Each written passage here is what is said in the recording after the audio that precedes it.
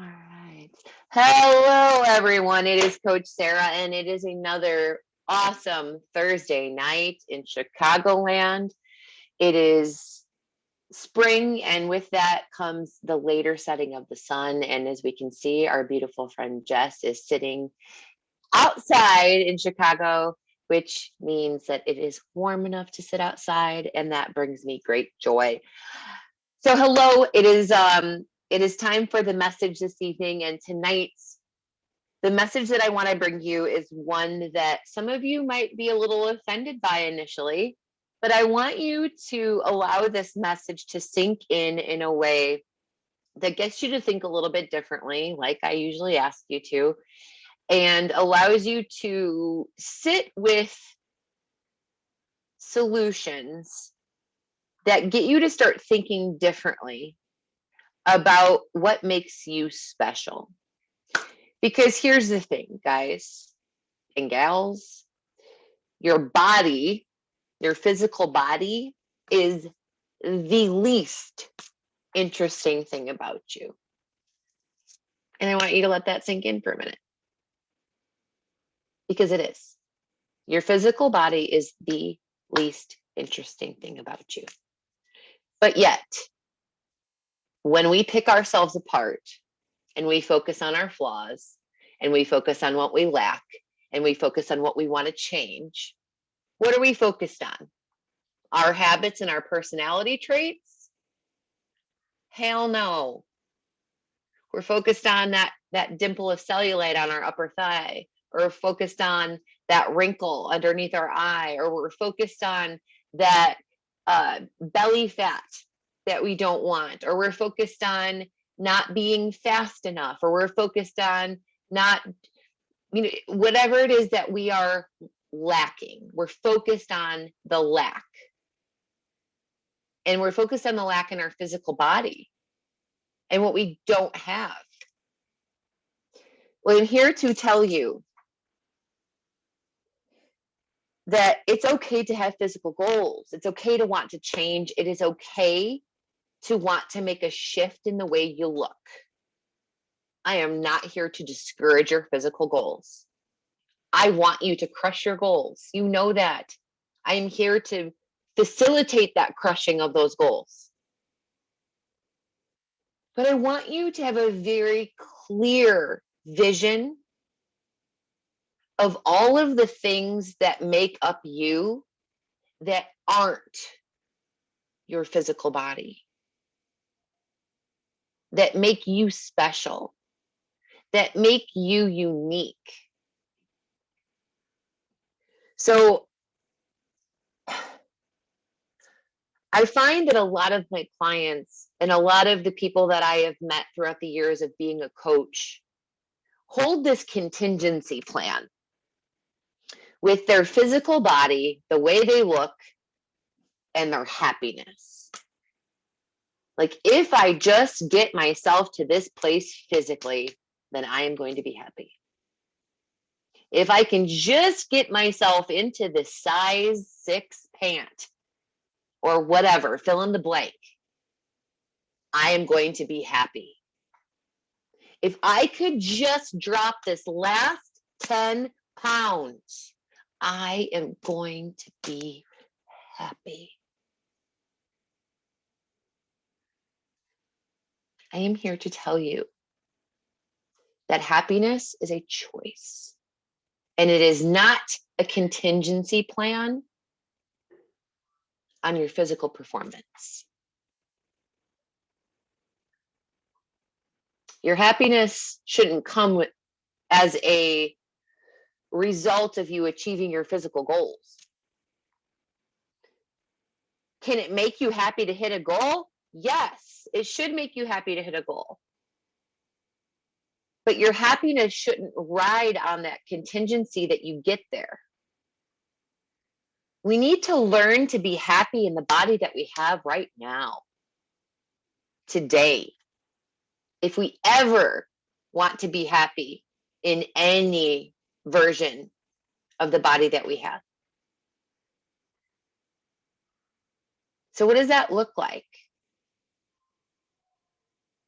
It looks like letting go. It looks like unwinding the thought patterns, the stinky thinking, the negative narrative that you might have about what your body's able to achieve, and recognizing your true self-worth and what you are capable of.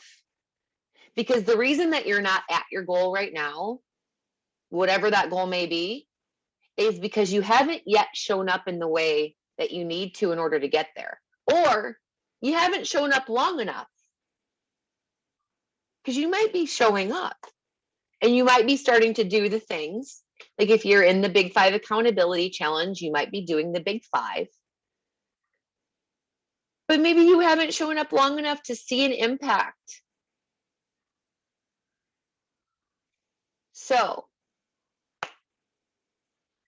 I assure you that if you keep your eye focused on the actions necessary to achieve the goal, instead of focusing on your flaws and focusing on your lack and focusing on the thing that you want to change, you're going to yield a much more positive outcome.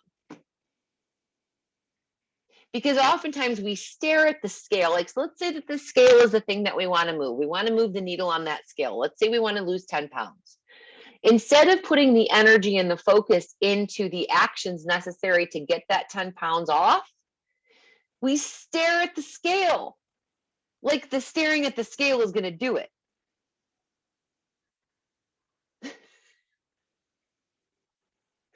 I'm guilty too. I'm guilty too. I'm not immune. The only reason I know is because I do it. The only reason I can sit here and coach this is because I've walked through it. I'm not immune, even with all the knowledge that I have. I have to remind myself to focus on what I'm capable of. I have to remind myself to stay focused on doing. Because it's really easy to get caught up in focusing on what you don't have, and focusing on your lack, and focusing on what you want to change. Focus on the action. Focus on the doing. Focus on the being. So when you think about that as it relates to the Big 5 and where we're at in that Big 5 accountability challenge, what's your next step forward? How do you need to step it up? How can you start showing up a little bit better? You know what the Big 5 are at this point. You know what you're not showing up for. How can you show up better tomorrow? How could you show up better to end out today? You still have time to do some self-care. You still have time to drink some water. You still have time to get some movement in. You still have time to go to bed on time tonight. You still have time to show up better today, because today's not over yet. So we're going to do a quick visualization assignment tonight. Whether you're watching this with me live or whether you're watching this on the replay. And it's to get you to really understand value, and what we value in ourselves and in others. And so I want you to take a second for me and close your eyes. And I want you to think about 2 or 3 people in your life who mean the absolute world to you. Like 2 or 3 people who you would do anything for. And I want you to have a very clear picture of those 3 people in your mind. 2 people, 3 people. Imagine them. This could be a teacher, this could be a best friend, this could be one of your children, this could be your spouse, this could be a variety of different people. But I want you to have a very clear picture of these 2 or 3 people. Now, the next thing I want you to think about is, what about those 2 or 3 people bring you joy? Start constructing a list in your mind. What about those people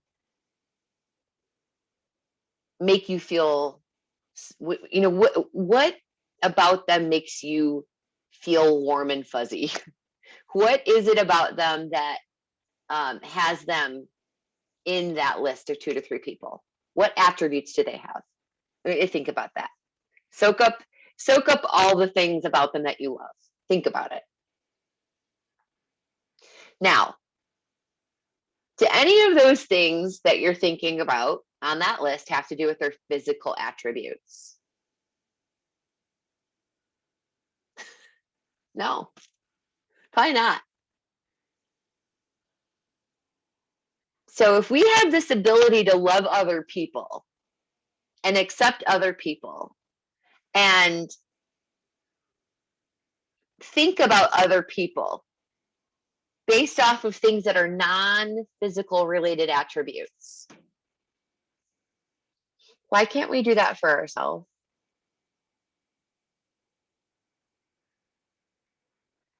So again, it's not that I don't want you to have a physical goal, but at your core, you are so much more than that physical body. You are so much more than a 6-pack. You are so much more than a nice ass. I want you to have all those things, but you're so much more than that. So what I want you to do is put yourself as the person of impact. And I want you to think about what you love about you as your assignment. I want you to make a list, just like you did for those 2 or 3 people. Except this time I want you to write it down on paper. What are the things that you love about you that have nothing to do with your physical body? Is it that you're creative? Is it that you're a loyal friend? Is it that you're a great mom and a kick butt wife? Is it that you're an amazing employee? Is it that you're very punctual? What are the things that you love about yourself? And it might feel a little weird doing this exercise. It might feel challenging to do this exercise. It might feel awkward doing this exercise.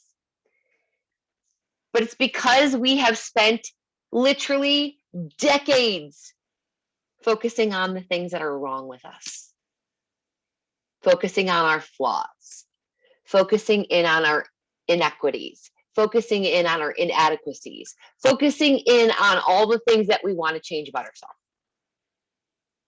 How about we start focusing in on our strengths? How about we start celebrating the things that we do well? Just like we would for those 2 or 3 people that we had in our mind. If we start treating ourselves like a best friend, or like that mentor, or like that family member that we adore, imagine what's possible if we start being kinder to ourselves. Not writing ourselves permission slips, but being kinder. Sky becomes the limit. Opens up doors and pathways that you'll never see unless you drop that narrative and start focusing in on your strengths. So take time to repeat this exercise as needed this week. And you might find you have to do it 2 or 3 times before you actually get to a place where you kind of open up. You might find you have to put it down and come back to it because it just kind of feels icky or weird or challenging, like I said.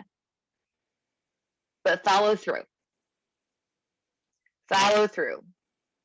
Because the more you can speak life into your strengths and the more you can actually celebrate those strengths, the more you're going to start showing up like that person. The more you're going to start applying those strengths to these skills that you're learning in the Big 5 Accountability Challenge. And the more you're going to start holding yourself accountable to showing up like that person. Focus on your strengths and focus on how those strengths could help you show up better tomorrow. So do the exercise, take some time, write down what makes you special, what makes you unique, what makes you you, and celebrate it. Because if you don't celebrate you, no one else is going to. It has to start with you first. So I hope that this message reaches the ears that it needs to reach tonight, and whoever needs to hear it on the replay, because I know for me that this simple mindset shift has been a game changer in the way that I show up in my own life. And it's my continued dedication to helping you live your best life that keeps me going every day. So have an amazing rest of your week. And I look forward to seeing you guys show up strong and finish strong in our last 12 days or so of this 30-day accountability challenge. Have an amazing remainder of this, what is turning out to be beautiful week here, if whether you are in Chicago, and if you are not someone who is in Chicago, we hope that your weather is equally amazing. Have a great rest of your night, and I will see you next week. Bye-bye.